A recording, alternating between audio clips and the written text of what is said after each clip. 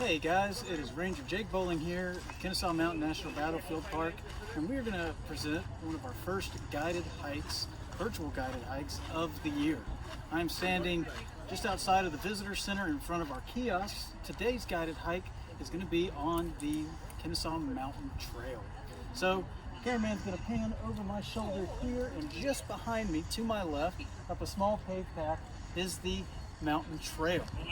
From the base here to the peak of Big Kennesaw Mountain at 1,808 feet is approximately 1 mile. So this guided hike is going to be a combination of short videos of some of the key spots on the trail, mixed with some of the pictures to show you the journey and some of the history. So I hope you have fun. We're going to go ahead and get started. I'll see you in just a minute. Here you'll see the first trail marker at the beginning of the Red Mountain Trail with a 0.0 showing you are at the beginning. Hey guys, Ranger Jake back again. So we're about to start. We've gotten past the trailhead, and now we get to our first big decision of the Kennesaw Mountain Trail hike.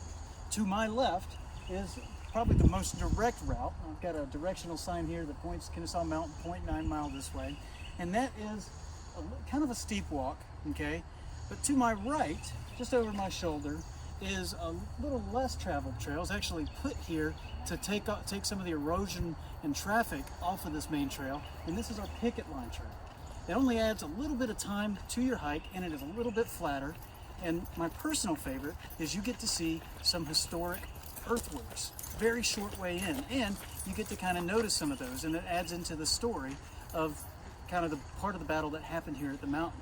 So we're going to go ahead and cut the video in just a second, and I'm going to take the lesser traveled path, and we're going to fill in some of the gaps with some pictures and a little bit of information about the earthworks that you'll see here, the rifle pits along the picket line. Okay, see you in a minute. Here we have a gray regimental sign, the 1st Alabama Regiment that was here in the picket lines off the picket line trail. You'll see the shallow remnants of the rifle pits or foxholes that the Confederates used, and the next few pictures show the winding picket line trail as it heads up to reconnect with the main mountain trail.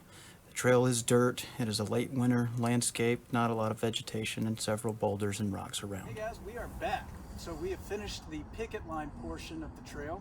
It winds in a nice, gentle, easterly fashion. You saw from some of the pictures, some of the highlights of the trail, and a little bit at the pickets or rifle pits. We'll talk more about that with the audio description over those pictures when you see the slideshow in the actual program. Now, the section here, the picket line trail, winds up and ties into, my cameraman's going to kind of pan over a little bit, and you see the trail gets really wide. It gets really wide and hard packed. We've got our sign here, of course. It says Camp Brumby Cutoff. Behind my cameraman is going towards Camp Brumby and the mountain road. Okay, now we're he's panning that over there, and you can see the road in the distance and see how this part of the trail kind of works its way that way. So that explains why it says that. Now, you can see on the sign it says Kennesaw Mountain Trail 0.6 miles. So we're 0.6 mile away from the summit. And the trail here, as I mentioned, gets very wide and hard-packed. This is the remnants and part of the old mountain road that did actually exist in the 1800s. In the mid-1800s, prior to the battle and shortly after, was used for logging, for visitors of Cobb County to come up and do some sightseeing, and during the battle was used by the Confederate soldiers to get their wagons, get their cannons as far up as they could. We'll see other sections of this road as we go further along the trail, but I just wanted to check in with you guys and let you know where we are. So I'm going to cut the camera here, and we'll see you at our next major junction. Here you can see the wide, flat, gently sloping remnants of the old mountain road as it's integrated into the mountain trail. Hey guys, so we are that big mountain road section of the trail. We are about 3/4 of the way up that portion before we get back to the mountain trail. And what I wanted to stop and talk about right here is kind of a unique portion of this trail that gets lost in history. We don't have any interpretive signs yet. That may be something later in the future. So I like to point it out anytime that I can, whether it's in an in-person hike or virtual hike like we're doing right now. So behind me, it can be kind of difficult to see at home because with the fallen leaves over here, everything blends in. But what I'm pointing at, what I'm gesturing to over my right shoulder here, it looks like just kind of a steep slope up the mountain. But what I'm gesturing at, what I'm going to talk about, are what look like big stair steps. So you go up, it levels out, you go up, it levels out again. And I don't have time to get into the entire history of those, but what that is the remnants of is terracing. So the late 19th century, around the turn of the century, this mountain was actually owned, and it was purchased and owned by a guy named William Hames. And William Hames was kind of a local businessman that had a lot of different things going on. And one of the things he tried to do was to capitalize off of this mountain. Kennesaw Mountain had been a fixture of Cobb County for a long time, before and well after the battle that happened here.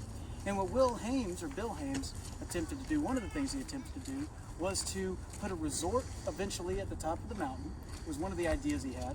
And before he even got that far, he actually had crops here. He had peach and apple orchards as well as vineyards. And this terracing, again, it's hard to see in the video here, but this terracing is the remnants of some of those enterprises of his. While it lasted in the late 1880s, 1880s and 70s and 80s, late 70s and early 80s, the crops that he had, the vineyards and the orchards, were actually doing pretty good. But one big frost and some vandalism kind of knocked those out. So we're going to go ahead and cut the video here and catch up a little bit further down the trail and talk about our first trench line. See you in a minute. Hey guys, I'm back. This is kind of a shorter jaunt now, and we're not going to break it up as much as this, but it's a very important part of the trail, and I can't not talk about it. So right behind me here, to my left, is our first big Confederate trench line. Okay, now what this looks like to the person that might not know what they're seeing is just a big ditch running all the way up the mountain, right behind the split rail fence. Now, the first clue that this is something historically important is this split rail fence. Okay, split rail fence, of course, is just a bunch of timbers that are laid crosswise along each other. Now, we put this here to stop people from walking up here because this is the remains of the Confederate defenses that were here during the battle, Kennesaw Mountain. And what's really cool is if, in just a second, we'll get my cameraman to do a slow pan around, and behind him you'll see the remainder of this trench. So the trail kind of cuts it right in half, and the rest of the trench actually continues down the rest of the mountain, which is really, really neat. The fact that we have this, that we're able to preserve this and have the trail get so close to it, is a really cool feature. The trail actually loops around and winds in and out of the trench. Most of this trail was cut during the time of the Civilian Conservation Corps, the CCC, in the 30s. So in some cases, the CCC weren't as, how should I say, careful in preserving historic earthworks and things like that as we are today. Their idea in some cases was, number one, put the trail in the easiest place, in the path of least resistance. Number two, get the visitor as close to the resource as possible, which is awesome. Today, if we were cutting this trail, we might have not put it right in the trench. But either way, it's still a really good opportunity for visitors to be able to see such a cool historic resource. So we're going to go ahead and cut the video, and I'll pick up with you at a really, really nice spot and nice view of the trail. See you in a minute. Here we see the beginning of a small hand-built stairwell cut into the trail and the 0.5 marker showing you are halfway to the top of Big Kennesaw Mountain. Here is a view of the trench line discussed by Ranger Jake with another gray regimental sign showing the Confederate forces that were there. Hey guys, so it's Ranger Jake back again on our mountaintop hike. We are officially just a little past, if you saw in the pictures just before this, the halfway mark. So if you've made it to this point on your own hike, then congratulations, you're a little over halfway there. And this is what I like to call the $50 view. The $100 view is a little bit further up.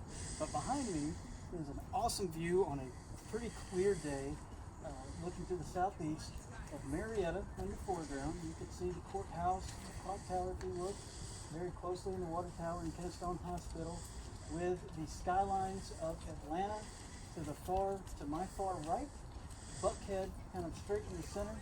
And on very clear days, if you can just see it, can't quite see it through the haze, is the lump of Stone Mountain.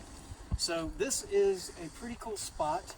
This spot was actually tied historically to even pre and just post of the Civil War. Civilians of Cobb County who would like to sightsee on Kennesaw Mountain would come, if they didn't want to go all the way to the top or couldn't make it all the way to the top, would stop here to get a really nice view, maybe even have a picnic. So I definitely had to show one of the beautiful views of along this hike. We're going to cut our video and take a few pictures along the trail, and the next time I see you, we'll be at almost at the top of Big Kennesaw Mountain. So we'll see you in just a second. Here we see Ranger James, who's been helping Ranger Jake continue up the mountain trail. The zinc scenes from the trail show hand-cut steps made out of stone and wood, taking you ever closer to the peak of Kennesaw Mountain. We then see a sign indicating that you are almost there when you get to the parking lot at the top of the mountain. You then continue along and see the sign that takes you to the viewing platform just shy of the peak.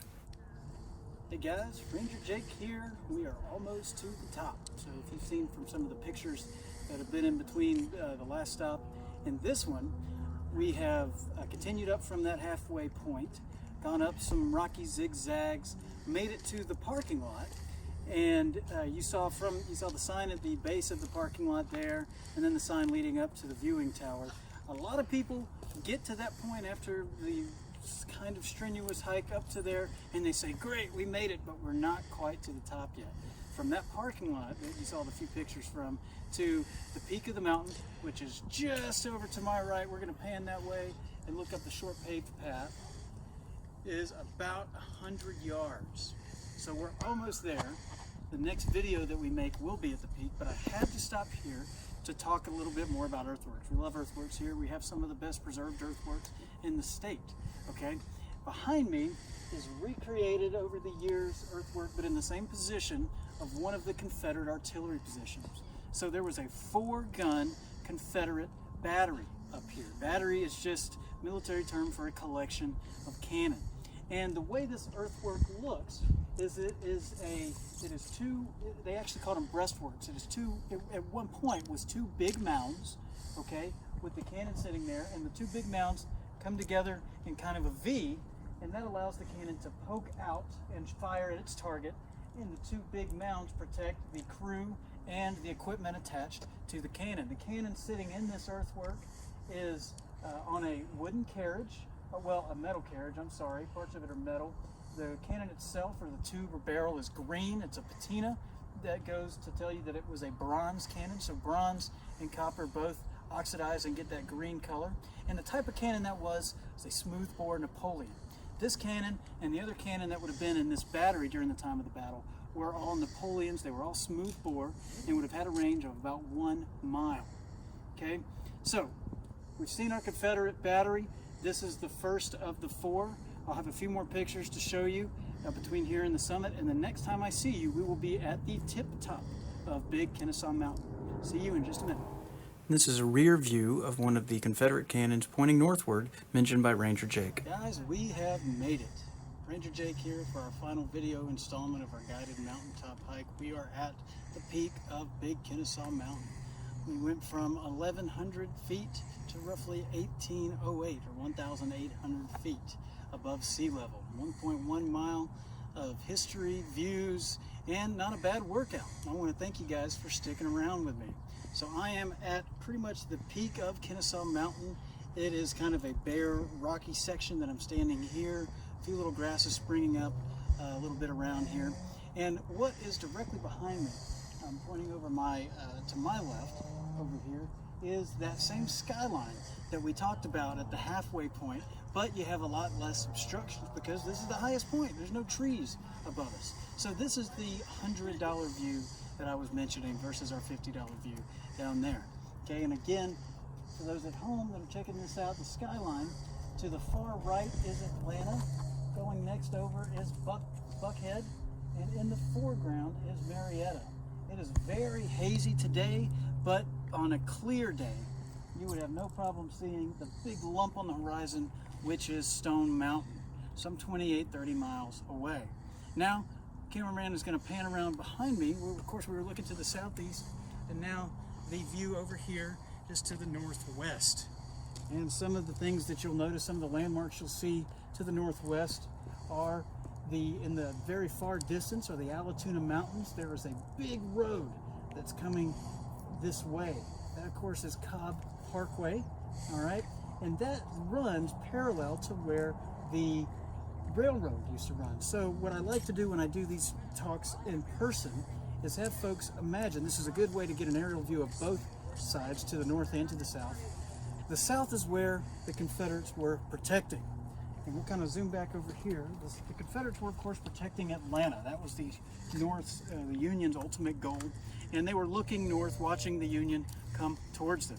So this is a really good position to get to see both sides of it and kind of imagine what it would look like to see the armies of Sherman, William T. Sherman, 110,000 men strong, marching towards you at this lonely peak, or Monadnock. So we got to touch on some of the history. We got to see some really cool views. Again, my name is Ranger Jake. I want to say thank you guys for coming on this journey with us. We would love to be doing these in person, and hopefully we will be able to do this again. In the meantime, we ask you to maybe check this video out. Go on the hike yourself. Find something that we might not have mentioned here. Go study, go learn about your national park. So again, thank you very much. This is Ranger Jake signing off, and I will see you at the mountain.